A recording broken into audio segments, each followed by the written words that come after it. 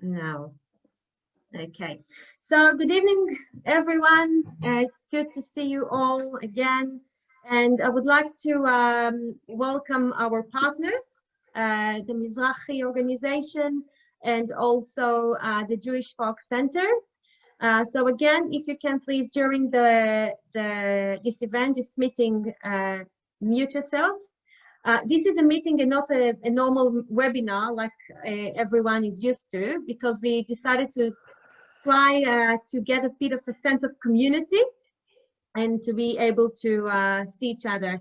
So I would like now to welcome our board member, Gary Immerman, at the board of Australian Friends of Rambam. Please, if you can. Okay. Hi, good evening, everybody. My name is Gary Immerman, and I'm an executive board member of the Australian Friends of Rambam. On behalf of the board, I'd like to welcome you all to this session tonight and to thank our partners in this Meet the Experts series of events, the Mizrahi organization and the Jewish Folk Center in Sydney, as Vered said. So we thank you. To give you all just a brief understanding of Rambam Healthcare Campus and the Australian Friends of Rambam and what we do, just before we get into the session tonight.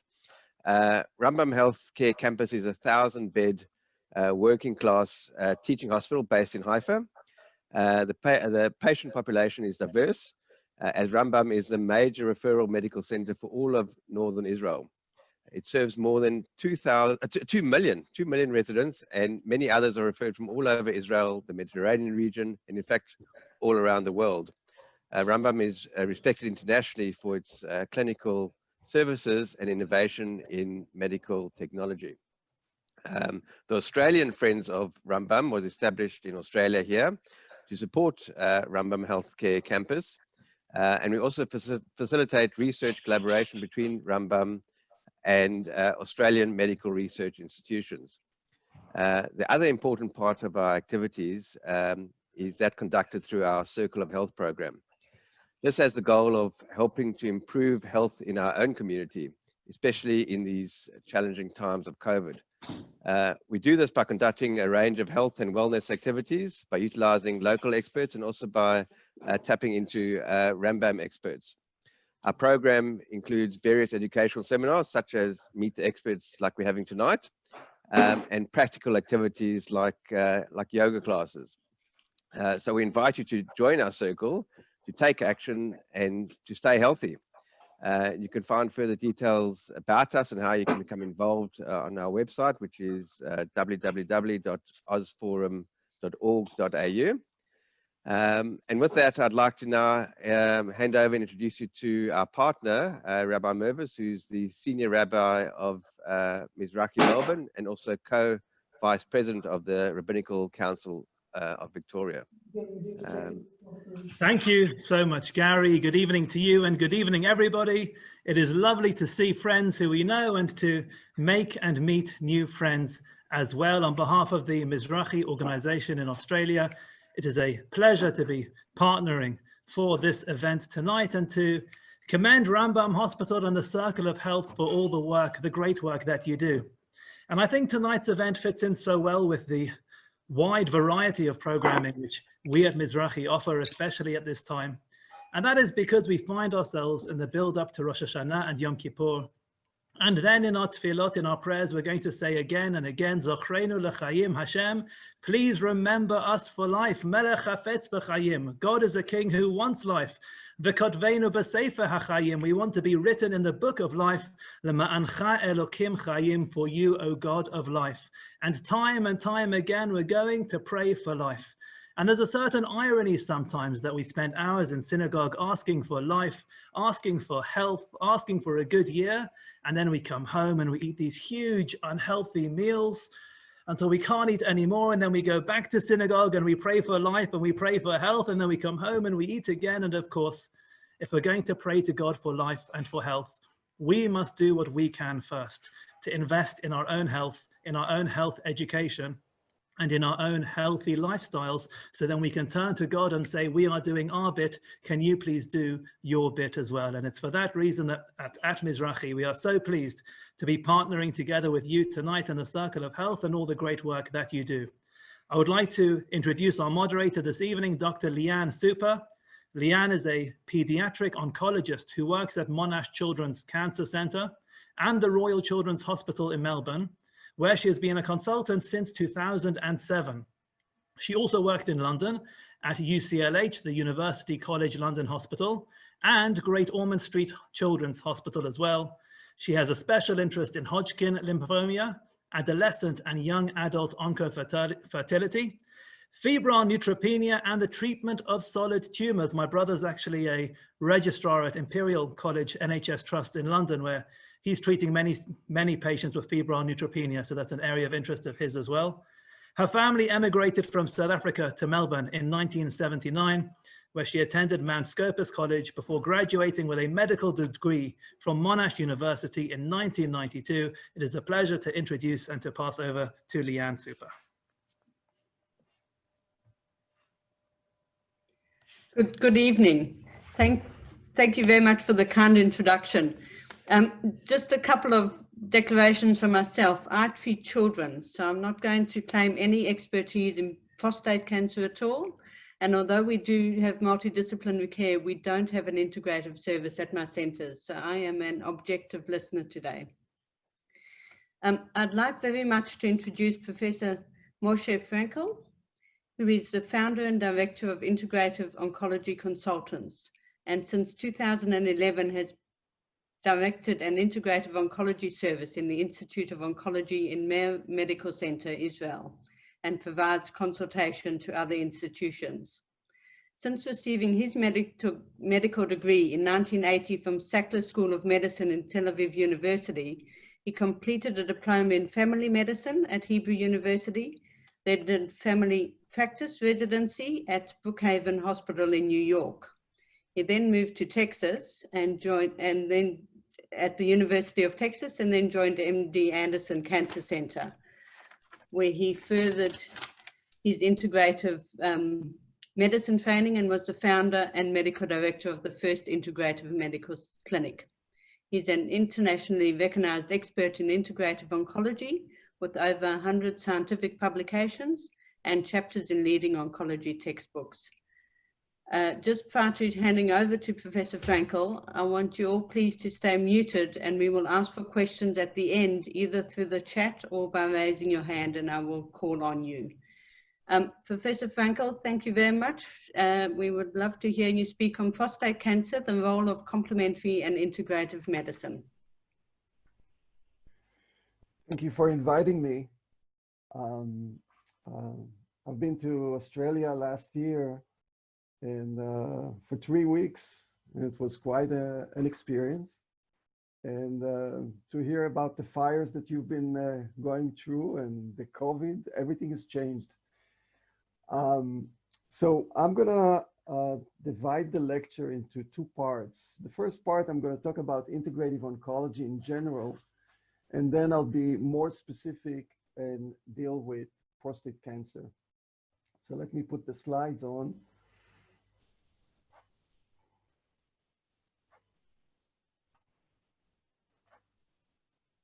Okay. So just a few words about cancer and integrative oncology. We know that cancer is a growing problem worldwide. 1 of the 3 people around the Western world is going to develop cancer in their lifetime. And if we talk about specifically about prostate, it's 1 out of 9 men. So we're talking about something that is affecting all of us in one way or another. As far as oncology, there is, in the past 10, 20 years, there is a lot of changes, new trends. It's not just chemotherapy. They're talking a lot about biomarkers, nanotechnology, immunotherapy, things that we didn't even dream about 20 years ago. And And we're talking a lot about precision medicine, where you actually individualize the care of each person. And we think that this is affecting basically, and we are starting to show some success in overcoming this major illness. Survival is improving, and the mortality is decreasing for multiple countries. If we look at from the United States, this is where we have most of the statistics. You can see that as far as cancer in 1975, about 50% of people survived 5 years. There were a 5-year survival. When we talk about nowadays, we're close to 70% that people that are actually diagnosed with cancer are able to get to the 5-year point. If we talk about specifically about prostate, prostate is a little bit of not such a huge problem as far as mortality. And we can see that in 1975, it was close to 70% of men that were diagnosed were getting to the 5-year mark. And if we look at today, it's close to 98, 99%. So we are improving in approaching this illness. On the other hand, when we're talking about chemotherapy, radiation, immunotherapy, they're all involved with side effects. Some more, some less. We hear about diarrhea, nausea, vomiting, fatigue, problem with concentrations, hot flushes, neuropathies, anxiety. Sometimes we have solutions in the medical field, but sometimes we don't. And the patient is basically left with disability and reduced quality of life. As a result, the whole field is changing. We're now talking a lot about supportive care. We're talking about looking at the person and not just the illness. There is a new field of psycho-oncology. We're talking a lot more about quality of life. And when we're doing research, there are more studies that start to mention quality of life indicators as a very important outcomes in our research.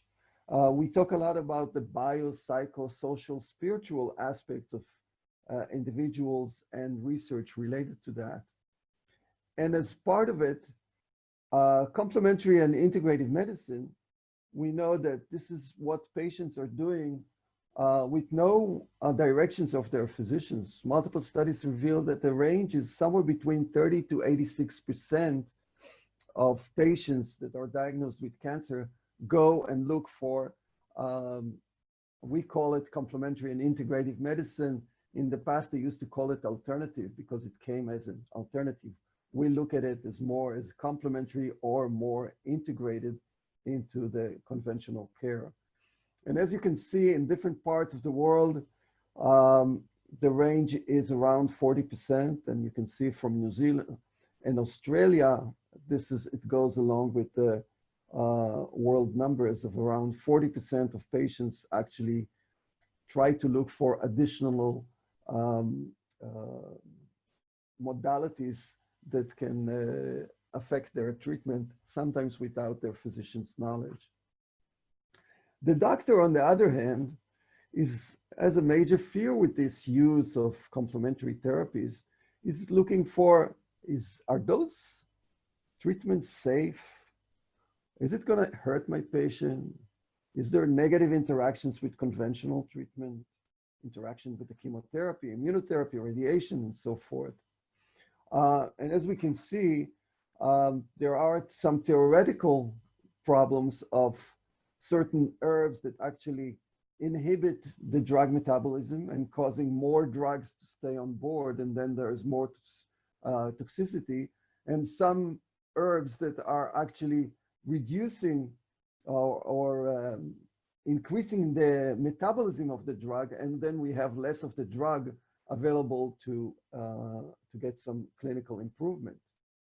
Just take a simple thing of taking garlic. just before a surgery. If you take excessive garlic before surgery, you might increase the bleeding time. So even though it might look innocent, sometimes you might have problems with that. Another aspect related to this is the doctor wants to help, but feels there is a need for search for scientific evidence. Where is the evidence? Is it really effective? As a doctor, we want to know that those treatments are effective.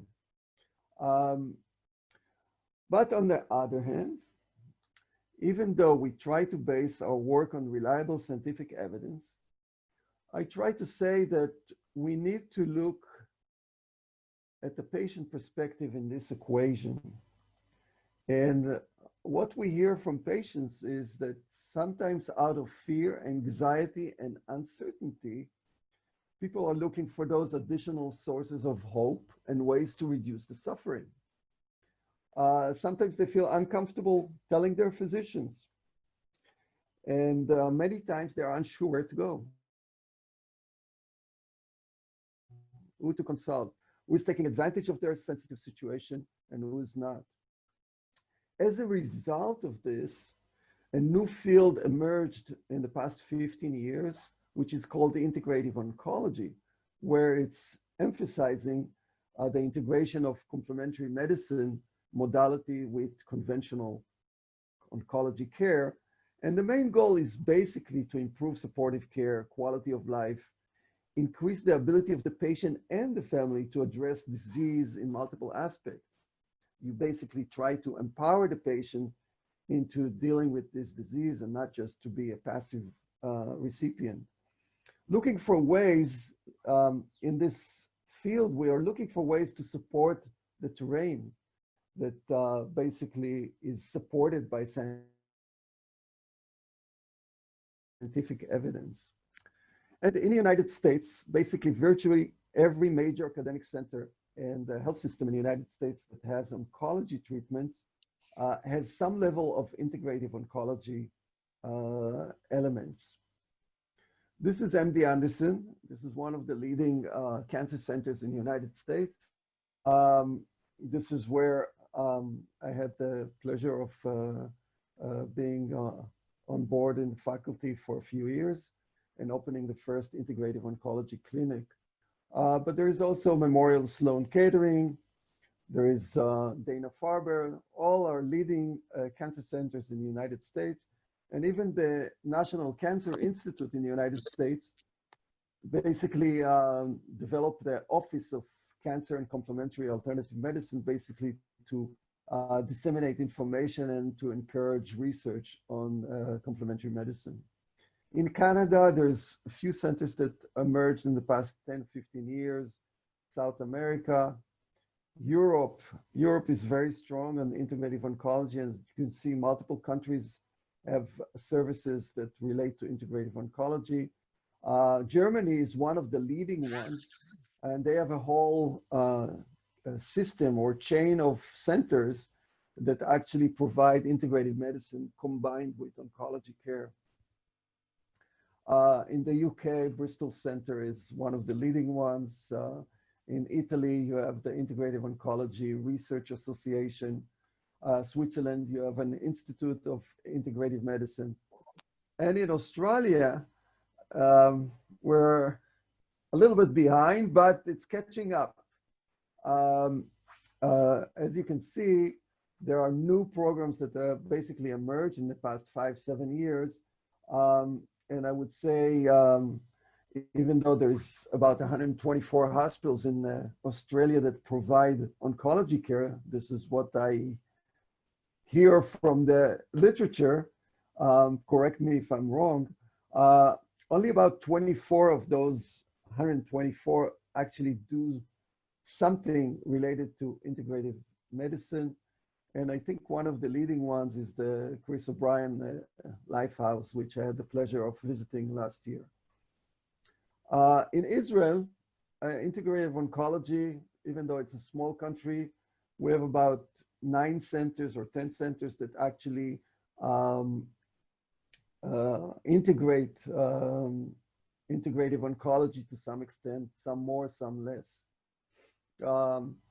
This is the Rambam centers we have in the Department of Oncology and Radiation Therapy, where I'm currently working. We're developing a service of integrative oncology. You have in Bellinson or Davidoff Center, there's a big clinic that actually provides those services. Soraski Medical Center, Adasa, those are some of the places that actually provide those integrative oncology services. Society of Integrative Oncology is an international society that's basically is getting into the speed of getting to be international.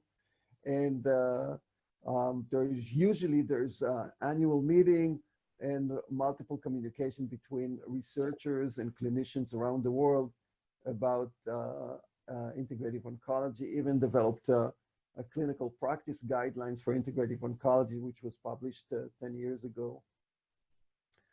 In the medical literature, there's more and more is written about the integration of integrative medicine.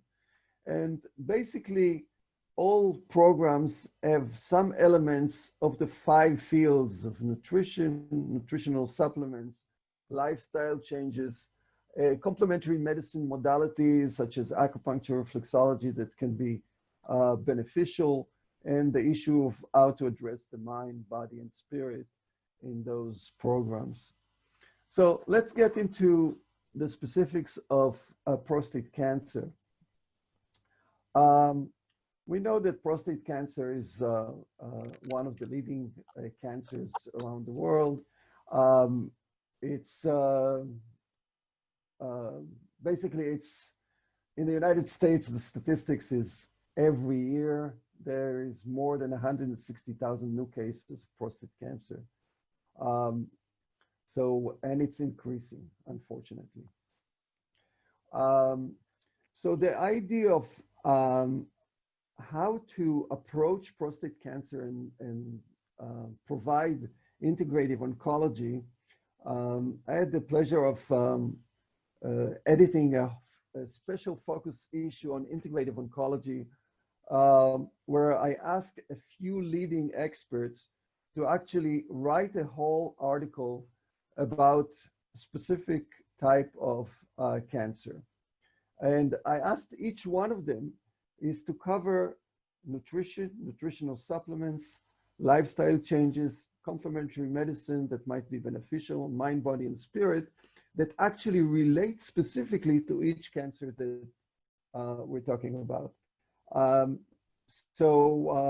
asked Donald Abrams specifically to write about prostate cancer. So most of the lecture here is coming from what he wrote in his monograph on prostate cancer and integrative oncology. And probably you can, after the lecture, you probably can get that article and get some more information if you need to. And basically, this is a summary of what he was talking about. And I'll be more specific about certain things and maybe include some other things that he did not specify and give you some more of basic information. And then I'll give you a few sources of places that you can get some more information if you want, so you can enlarge your knowledge on this issue if you have the interest. So the first thing is we're talking about nutrition. When we talk about nutrition, and you take the textbook, the oncology textbook, which is the Vita, and you see that in the textbook, they mention that it is estimated that 35% of all cancer deaths in the United States may be prevented by alteration in diet, which is, most people are not really familiar with those numbers, that actually nutrition is a very important part of dealing with cancer. But it's not the same for all cancers. With lung cancer, nutrition is not as important as with prostate cancer. Prostate cancer, we feel that the diet is extremely important, much more than many other cancers. And the general idea is that a healthy eating plate, which is basically a plant-based diet, this is what is recommended today and probably is good also for prostate cancer. The healthy eating plate is coming from Harvard, but there's other sources that we utilize. One of them is the World Cancer Research Fund, which basically every 10 years, they come up with a report on what's the latest research that relates to nutrition and diet, specifically to each cancer. And I'll try to share some of the information that came from the last one, which was published in 2018. And by the way, it's free and everybody can get that information because they opened it to the public. And basically, if you look into the World Cancer Research Fund, and then you look specifically to the diet, nutrition, physical activity, and prostate cancer, which was revised in 2018, you'll get most of the information that I'm going to talk about now. So basically, in that report, they analyzed 104 studies from around the world with over 9 million men. So there is a lot of information there and that we can probably utilize. And I think that not all doctors are familiar with the data that is presented in those studies. Basically, they summarized it in a very simple table: what decreases the risk, what increases the risk, what has strong evidence, what has limited evidence, and I'll try to share some of it with you. So basically, we feel that consuming red meat, processed meat, and alcoholic drinks might increase the risk of prostate cancer. On the other hand, consuming foods that contain beta-carotene might decrease the risk of prostate cancer. Things like carrots, sweet potatoes, melons that have a high carotenoid in their content, we feel that it's probably good to have as a preventing of prostate cancer. Selenium is a little bit of a tricky one because we know from multiple studies that selenium-enriched foods decrease the risk of prostate cancer. On the other hand, if you take just the supplements of selenium, it doesn't do the job, and some people say it might be even worse. So we usually suggest to have foods that have high selenium. The simple thing is just take 2 or 3 Brazil nuts, and you basically get the full quantity of selenium that you really need. What about milk? This is a study that was published just recently by one of the leading authors or the leading researchers from Harvard Medical Center, Walter Willett. And what he basically says there is that consumption of dairy products is strongly correlated with rates of breast cancer, ovarian cancer, and prostate cancer. So basically, he is suggesting do not consume dairy products. The effects of milk consumption on something called insulin growth factor number 1 is problematic. The more you have insulin growth factor number 1, you have more risks of prostate and breast cancer. And so the more you consume milk, you increase the IGF-1 and you increase your risk for mortality and problems with that. So this is a simple chart that shows that basically if you have what's the insulin, the IGFR, the IGF-1, you see when it's low, the mortality is low. When it's high, the mortality is high. So there is a correlation there. There is some controversy about eggs. Regular eggs have a lot of omega-6 that we think that is problematic. Physician Committee for Responsible Medicine even go even further, and they feel I can't listen through there. Is somebody opening his microphone? Okay. So basically, eggs probably, if somebody consumes eggs, I probably would say 1 to 3 eggs a week, and try to get their free-ranged eggs that have more omega-3 in them.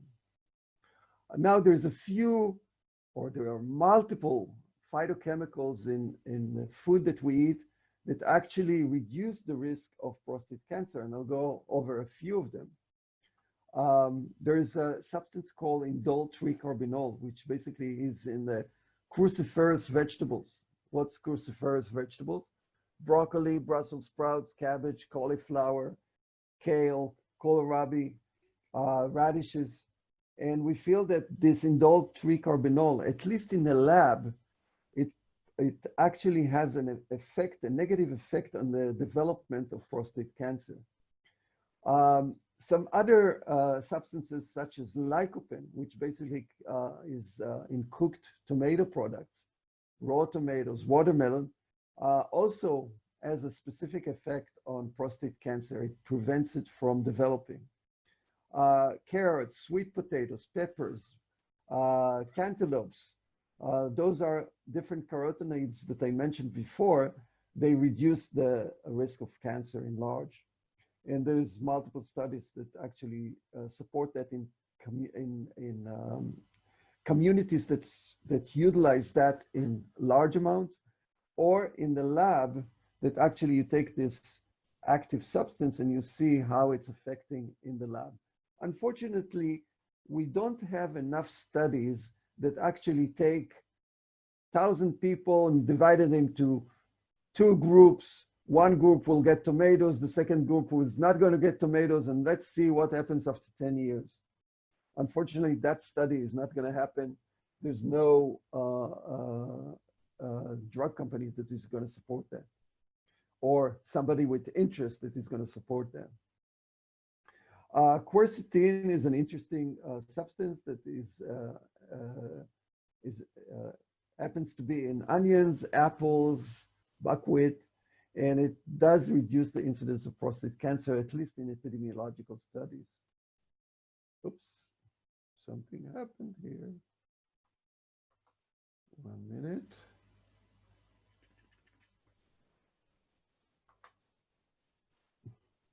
Okay.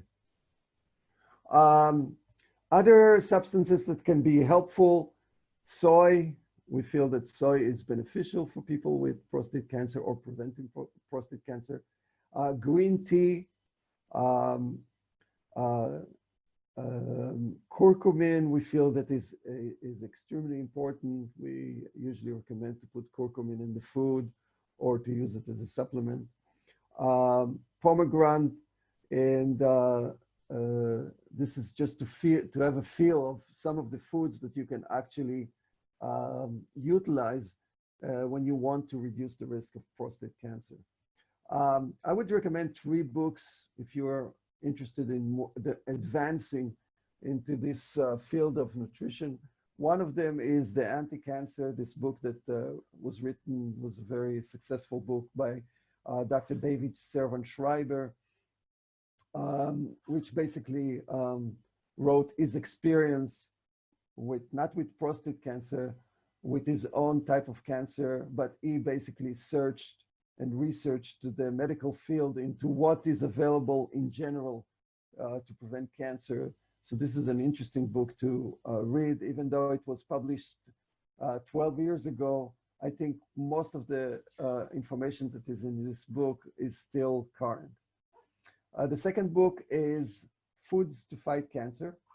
It's basically written by a Canadian researcher that actually studied the active ingredients of foods in the lab against cancer cells, which is an interesting and very colorful book that can give you some idea of what foods to add, which I just mentioned it very briefly.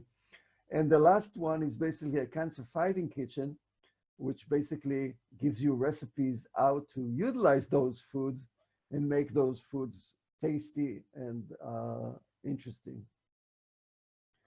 As far as supplements, a lot of people come to me and ask me about supplements. What supplements should I take? In the United States, the issue of supplements is people used to come with suitcases of supplements, and it was very problematic, and I had to shrink the suitcase into maybe one or two.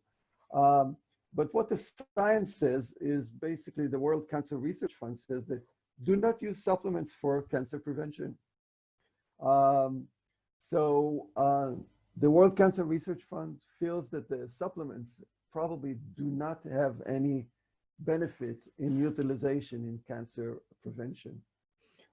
But this is a study that was published just maybe 2 years ago from MD Anderson, which basically they did the same thing that I did when I first started. They looked at what patients are utilizing, and they saw that about 75% of their patients are utilizing vitamins and minerals and herbs and supplements. And the second question was very important. Why are you coming to the integrative oncology clinic? So some of them were saying we look for a holistic approach, but a similar 1/3 of them were saying we look for advice about herbs and supplements, how we can utilize it in our treatment.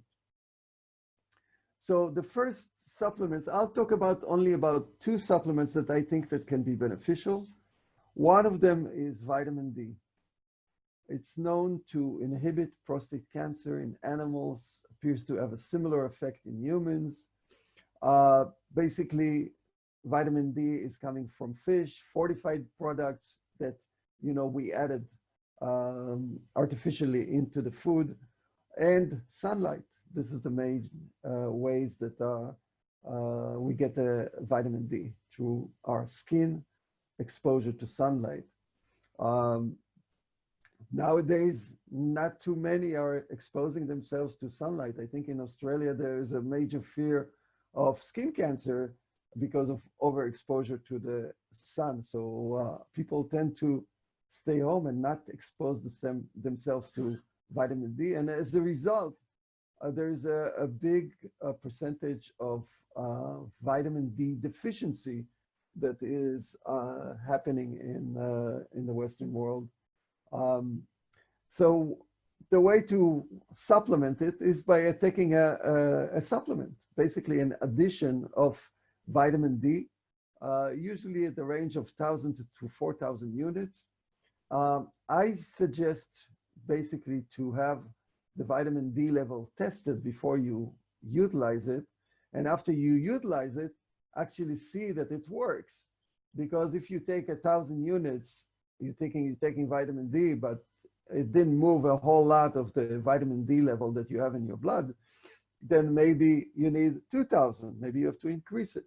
So this is something that you have to probably discuss with your physician and have those values explored. The second supplement is something that we have been researching in the past 2 or 3 years.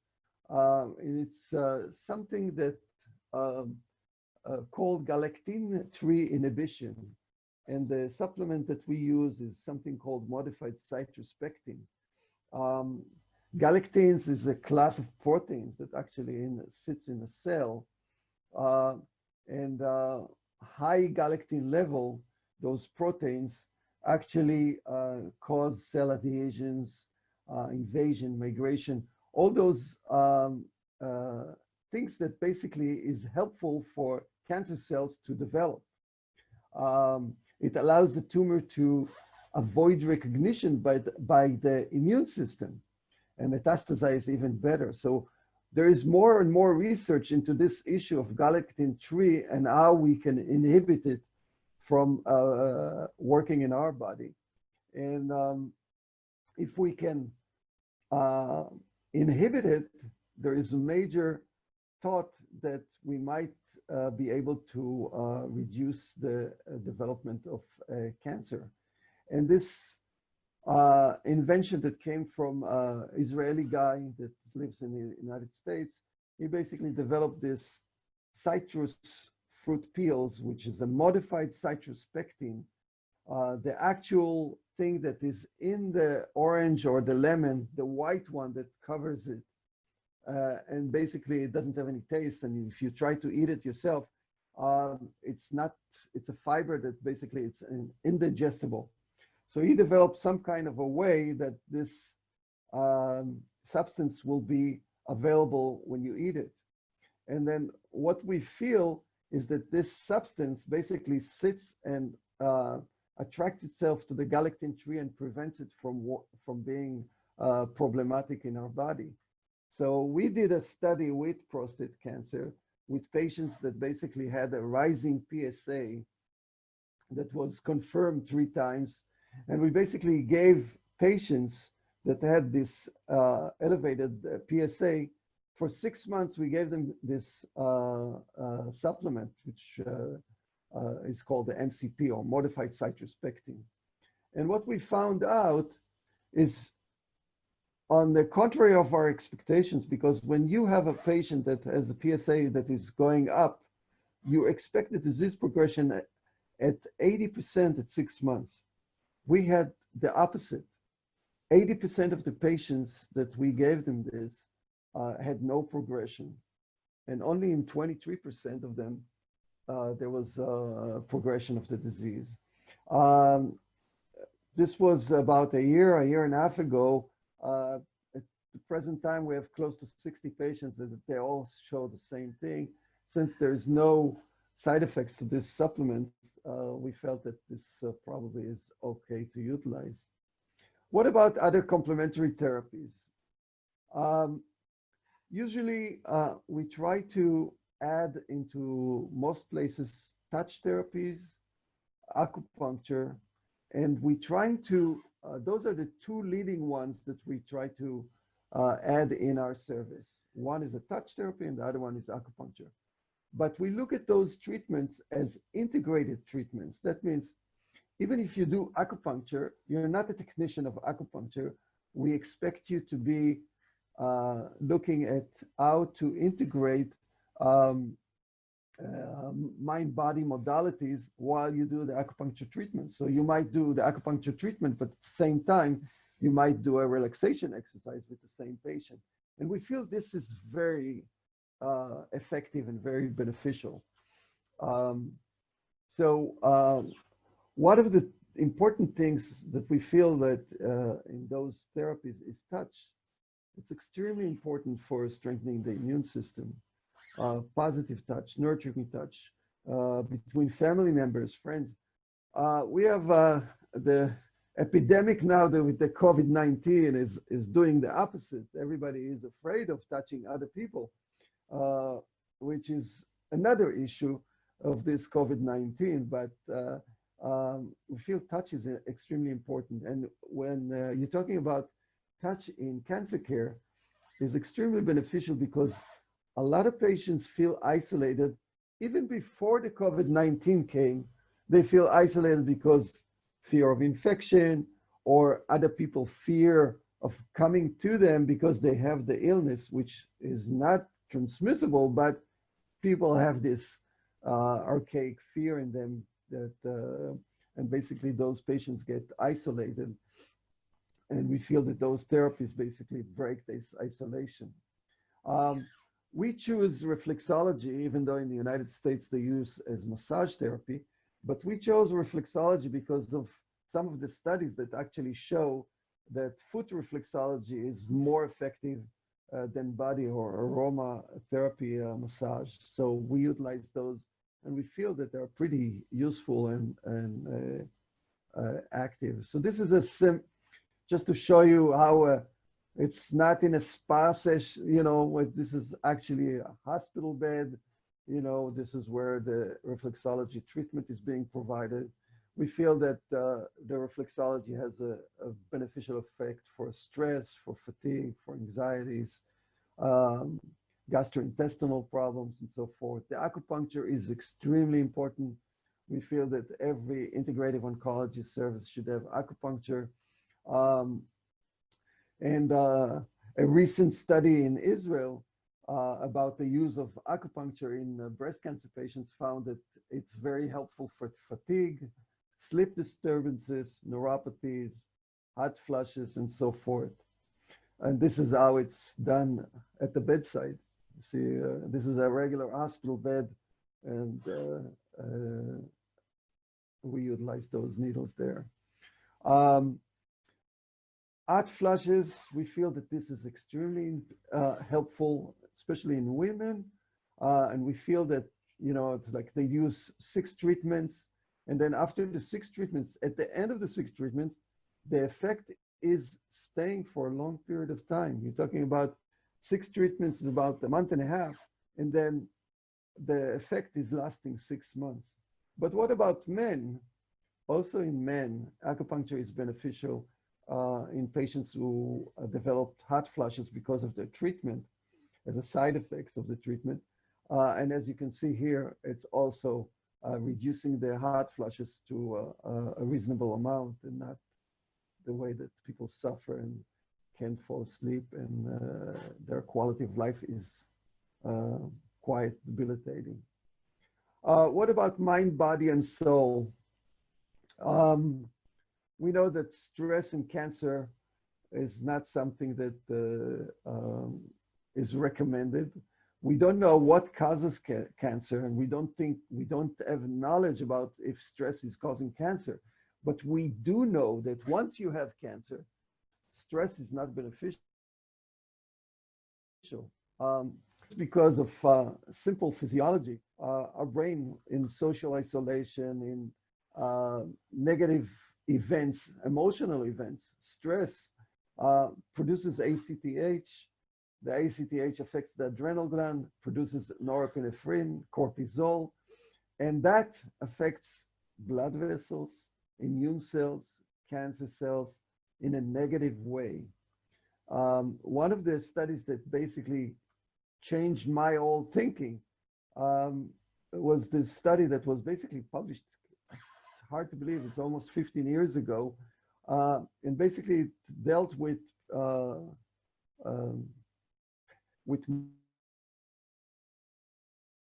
mice, not with even humans, but basically they took 2 groups of mice and they injected ovarian cancer cells, and then they put them, half of the group, they put them into this thing where the mouse is, they put him in, and then there is a way that you squeeze the mouse inside. You don't hurt them, and just for 2 hours. So this is when the mice get in, and this is when they squeezed in.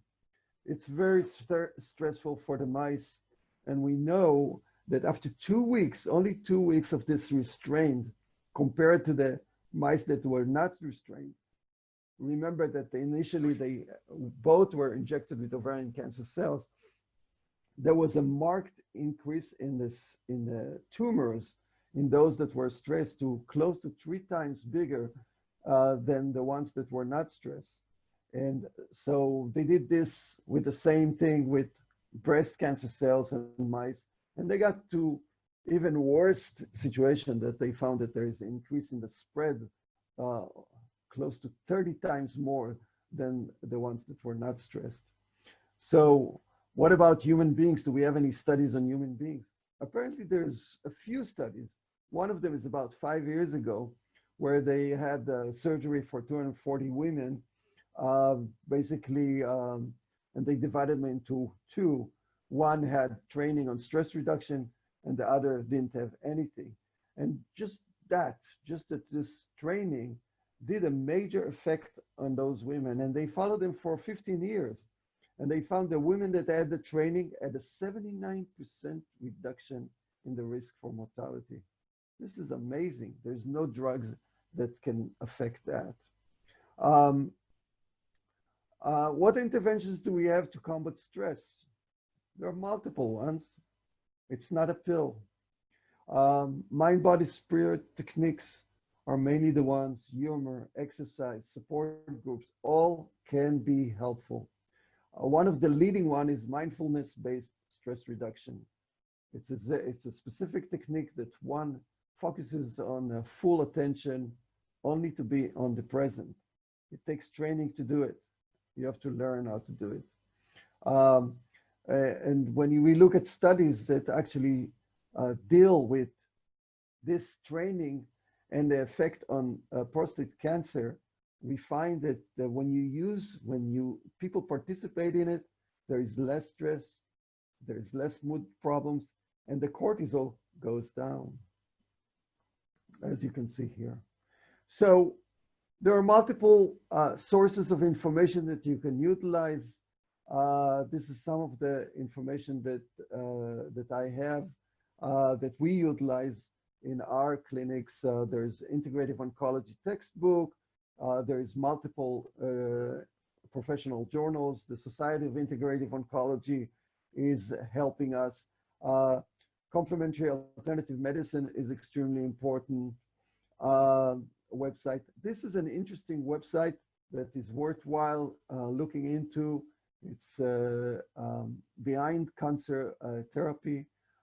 It's done professionally with very good people, and they actually summarize on specific cancers. On prostate cancer, they have much more than others, but they have plans to do it on others. This is my personal website, which basically, when I was in MD Anderson, I felt that MD Anderson was so big that the information that I put on integrative oncology was basically disappearing. And when I came back to Israel, basically I developed a new version of a website that actually provide information, and I utilize it to extend the information that I give to patients so they can explore further on issues that interest them. And that's all for what I had to say to now. And if you have any question, of course, I'll be more than happy to answer.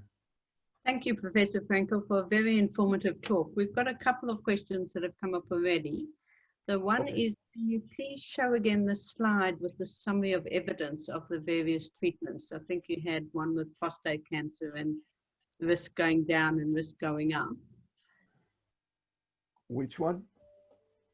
It showed an overall summary of the evidence of the various treatments. I think it was early on in your prostate.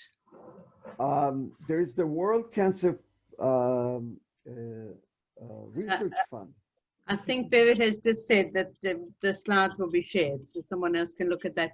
Another question. I think the whole lecture is going to be shared, so you can, anyone can actually, I think it's recorded, right, Berit? Yes, yes, it's recorded. And also, if you will be able, last week, Dr. Avivit here sent it to us. If you can share the presentation, that would be amazing. Okay. Sure. Yeah. No problem. Have you got any comments on the role of statins in reducing prostate cancer progression? Statins? No, I don't have any specifics about statins. This is not an area that I recommend to patients to stop or to increase. I try to limit myself to anything that is non-conventional, that the doctor cannot help you. This is where we try to add or complement the treatments that the doctor is helping. And I usually not, I do not advise specifically to patients, take this conventional treatment or reduce this conventional treatment. I do not go into the actual conventional treatments that patients are utilizing, but concentrate on everything else. Thank you. I wanted to know, there's a lot of longitudinal studies starting from pregnancy and birth and going onwards. Could we use any of them to look at how diet, etc., is going to affect either the start of cancer or the progression of cancer? And is any of that, is the integrative medicine field getting involved in any of those longitudinal studies? Those are long-term studies, and we might have the answers long time from now. So far we don't have any practical information that we can actually share with patients from those long studies that actually goes from birth to 60. Thank you very much. I think we're basically out of time. I don't know if there's any time for any more questions. I would like to ask one question. First of all, I found it very helpful. What I'd like to know is for patients who are overweight, if they lose weight and do those dietary things, can they theoretically have a drop in their IGF-1, and does it help to prevent prostate cancer? And at the same time, if they have got cancer, slow it up? Because I've had patients who have done severe reductions in weight and see their PSAs go down. We feel that weight reduction is one of the important things that we should increase. By doing that, you definitely affect diabetes, heart disease, and cancer development. Right. Thank you very much. One of the very important things that even the children and their parents ask for is hope. So if the conventional treatments aren't going to work, they often are looking for other things, and it's much better if they're trying things which have got some evidence, even if it's sparse, rather than no evidence at all. Yeah. Thank you very much for that insightful, informative talk and all the extra resources that people can look at. And I'm going to pass back to Vered to finish. Oh, sorry, I'm telling you about next week, I think. So thank you everybody for attending tonight. On September the 3rd, so next week at 7 p.m, Circle of Friends is hosting Dr. Tomer Sharas, the Deputy Director of the Oncology Institute, Head of the Genitourinary Oncology, Service of Radiotherapy, Department at Rambam Hospital. And his topic is continuing on prostate cancer, but curing cancer with radiation and with advanced technology. So it'd be great if we can have lots of you attend that interesting topic too. Thank you very much. Thank you. I'll just say thanks everyone for attending. First of all, thank you, Professor. It was very informative. Thank you, Dr. Super, for moderating, and also to Rabbi Mervis as well. I hope you all found it informative, and we'll hopefully see you at the next event. Thank you very much. Thank you. You. Thank you, Gary. Thank you again for everyone that attend, and I hope to see you next week. And please consider supporting our program, that we will keep supporting Rambam Hospital. Thank you and have a good night. Night.